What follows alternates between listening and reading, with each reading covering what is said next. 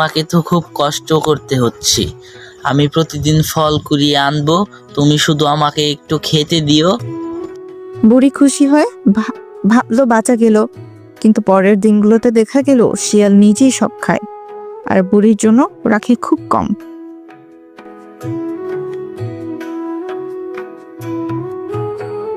একদিন বুড়ির পুরনো বন্ধু খরগোশ ঝুপি এসে হাজির।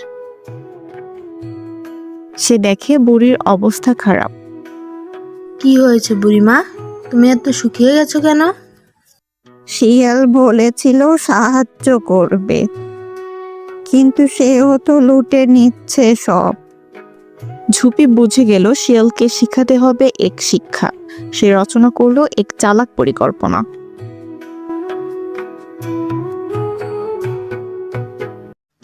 হায়, আমি মরতে যাচ্ছি, কেউ কি আমার শেষে